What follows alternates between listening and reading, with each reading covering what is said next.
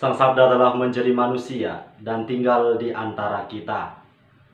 Para sahabat Sabda Hidup yang terkasih, jumpa kembali bersama saya, Frater Jimmy, calon imam Kuskupan Palangkaraya, dalam permenungan hari ini.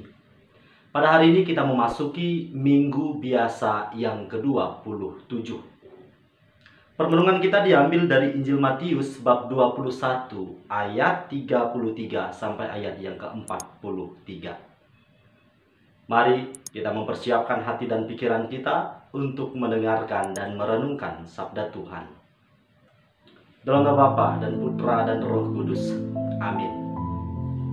Semoga Tuhan beserta kita sekarang dan selama-lamanya. Inilah Injil Tuhan kita Yesus Kristus menurut Santo Matius. Dimuliakanlah Tuhan. Sekali peristiwa berkatalah Yesus kepada imam-imam kepala dan tua-tua bangsa Yahudi, "Dengarkanlah perumpamaan ini. Adalah seorang tuan tanah membuka kebun anggur dan menanam pagar di sekelilingnya.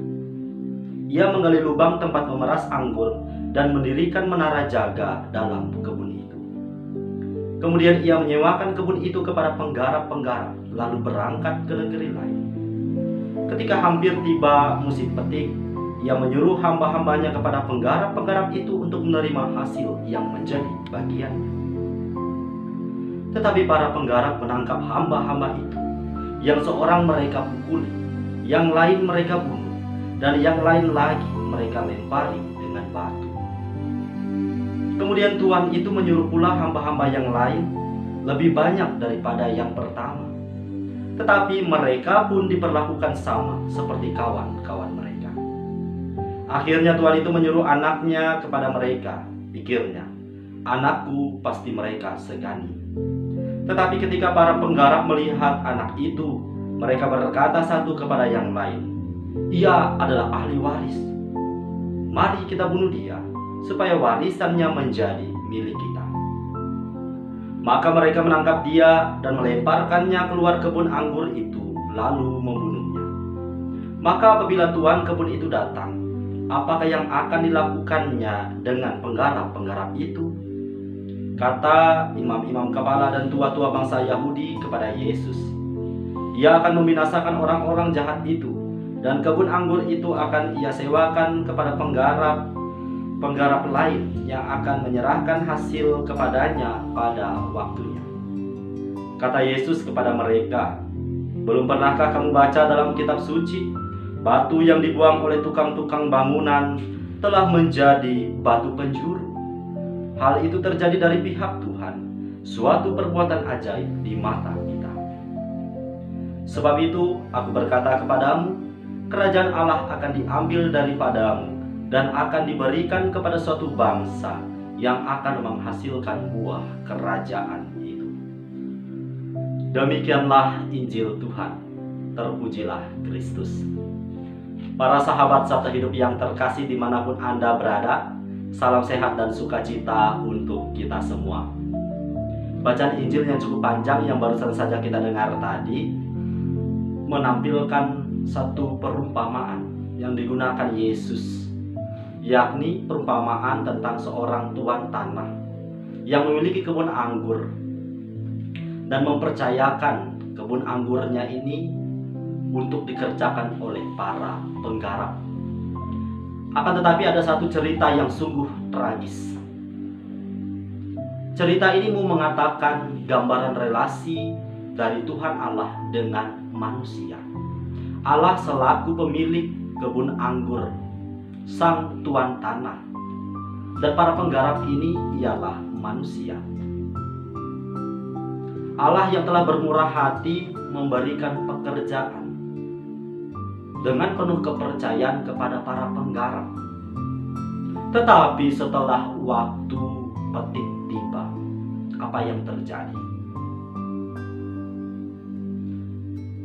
Allah yang seharusnya menerima bagian, boleh kita katakan keuntungan dari hasil kebun anggurnya, justru para penggarap bertindak amat mengerikan. Mereka membunuh hamba-hamba yang diutus oleh Allah. Ini yang diungkapkan pertama dalam Injil tadi. Kemudian Allah mengirim lagi hamba-hambanya yang lebih banyak. Tetapi hamba-hamba itu pun juga mengalami hal yang sama. Dan yang lebih tragis, Allah mengutus putranya Yesus ke dunia yang digambarkan dalam cerita Injil tadi.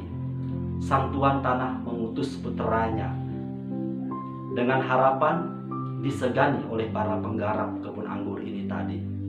Tetapi putranya pun juga mengalami hal yang sama dengan para hamba tadi. Dibunuh dan tidak dianggap sama sekali. Bahkan mereka hendak merampas apa yang menjadi milik dari putra sang Tuan Tanah ini. Inilah gambaran yang hakiki antara relasi Tuhan Allah dan manusia. Allah telah bermurah hati. Kasih-Nya tidak terbatas oleh ruang dan waktu. Kemurahan hatinya diberikan kepada siapapun. Akan tetapi manusia justru menutup hatinya, menutup matanya, menutup telinganya, seolah-olah tidak melihat, tidak mendengar apa yang menjadi kehendak Tuhan Allah dalam perjalanan hidupnya di dunia ini. Bacaan pertama menjelaskan dengan sangat indah di sana bahwa sang Tuan Tanah pemilik kebun anggur ini sudah mengusahakan yang terbaik, menyediakan segala sesuatunya yang dapat membantu pekerjaan para penggarap kebun anggur ini, dengan harapan pada waktu musim petik telah tiba, para penggarap ini dapat memberikan anggur yang terbaik. Tetapi bacaan pertama sana menampilkan bahwa para penggarap ini justru menghasilkan anggur yang asam. Padahal sang Tuan Tanah telah menyediakan bibit yang terbaik, dikatakan yang terbaik. Maka apabila kita merefleksikan dalam perjalanan ziarah gereja sampai pada hari ini, kita laksana para penggarap ini. Tugas kita ialah bekerja di kebun anggur Tuhan. Tidak ada satu orang pun sekiranya dari antara kita yang tidak memiliki tanggung jawab untuk bekerja di kebun anggur Tuhan ini. Baik para uskup, para pastor, biarawan, biarawati, maupun umat awam, semua dari kita memiliki tugas dan tanggung jawab yang sama. Bekerja di kebun anggur Tuhan ini, merawat anggur-anggur yang telah ditanam ini, agar pada waktu musim petik nanti tiba, kita dapat memberikan anggur yang terbaik. Maka apa yang harus kita kerjakan? Tentu setiap hari kita harus merawat anggur yang dipercayakan Tuhan ini, memupuknya. Ibaratkan kalau musim kemarau, kita harus senantiasa menyiraminya. Maka apabila kebun anggur yang dipercayakan Tuhan kepada kita ini tidak pernah kita rawat, sekiranya nanti pada musim petik telah tiba, kita hanya bisa memberikan anggur dengan kualitas yang luar biasa buruknya. Kita hanya bisa memberikan anggur asam kepada sang Tuan.